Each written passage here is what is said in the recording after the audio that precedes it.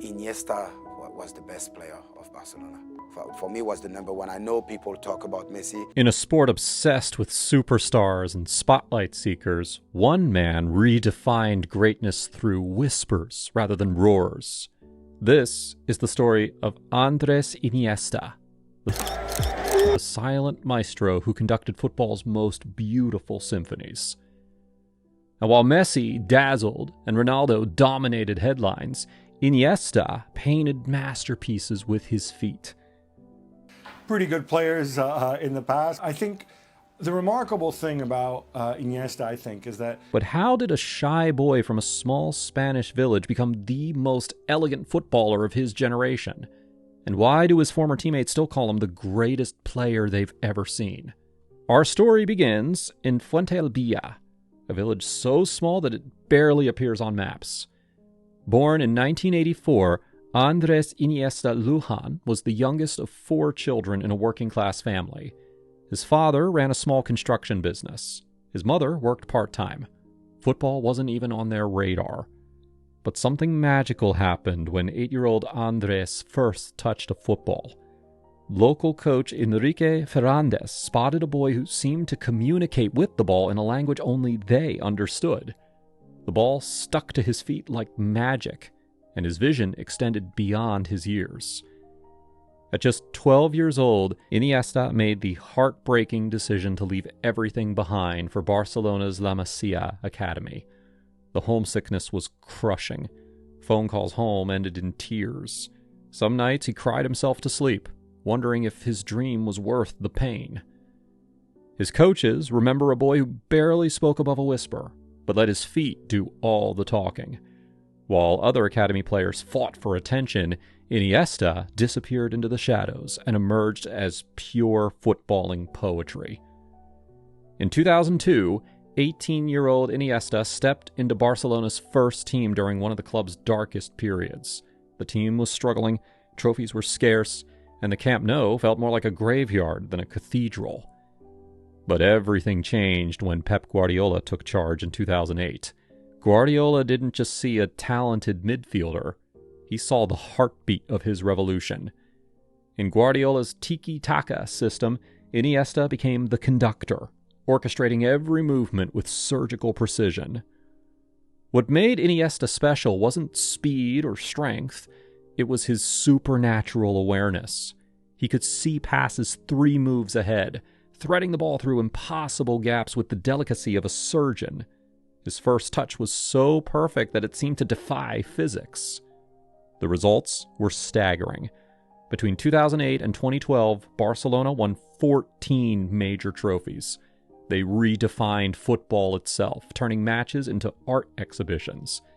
And at the center of it all was Iniesta, pulling strings like a master puppeteer. Messi once said that playing alongside Iniesta was like having a footballing telepathic connection. Xavi called him the most naturally gifted player he'd ever seen. But perhaps the greatest compliment came from opposing players who would stop mid-match just to watch him work. By 2010, Spain carried the burden of eternal disappointment. The most talented generation in their history had never won a major tournament. The weight of a nation's expectations rested on their shoulders as they headed to South Africa. The tournament was far from smooth. Spain lost their opening match to Switzerland. Critics circled like vultures. The beautiful game they played meant nothing without results. Then came July 11th, 2010. World Cup final. Spain versus the Netherlands. After 90 minutes of brutal, physical football, the score remained 0-0. Extra time loomed, and with it, the possibility of another Spanish heartbreak. In the 116th minute, Cesc Fabregas played a pass. Iniesta controlled it with his right foot, took one touch with his left, and calmly placed the ball into the bottom corner. No celebration frenzy, no chest beating, just pure, understated brilliance. As his teammates mobbed him, Iniesta revealed a shirt underneath his jersey.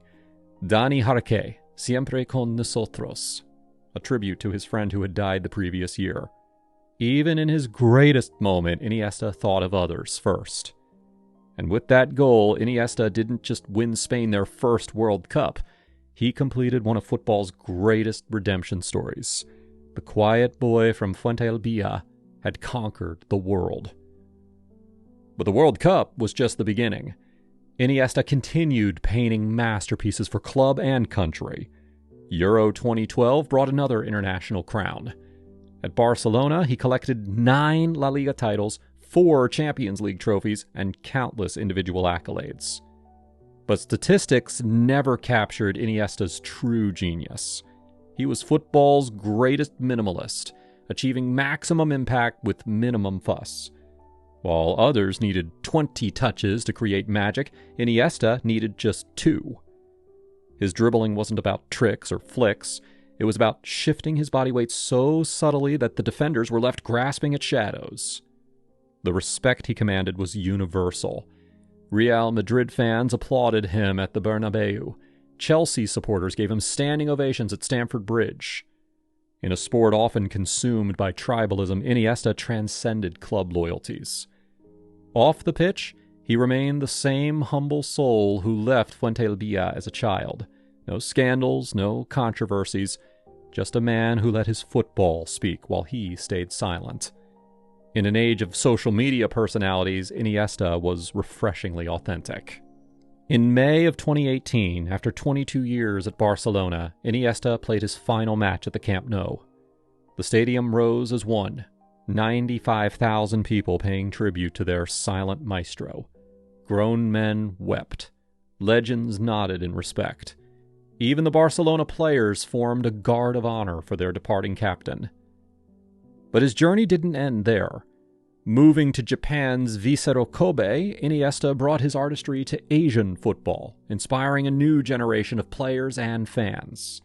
Even in his twilight years, his touch remained magical, his vision otherworldly. Though age has slowed his legs, time cannot diminish his legacy. Iniesta redefined what it means to be a footballer, proving that greatness doesn't always announce itself with fanfare. In a world obsessed with individual glory, Andrés Iniesta showed us something more beautiful, the power of collective harmony. He was never the fastest, never the strongest, never the most vocal. But for over a decade, he was simply the best. The silent maestro didn't just play football, he elevated it to art. And in doing so, he reminded us all that sometimes the most powerful voices are the ones that never need to shout. Now, what made Iniesta so special to you? Share your favorite Iniesta moment in the comments down below. And if you enjoyed this deep dive into football greatness, well then subscribe for more stories about the beautiful game's most fascinating figures.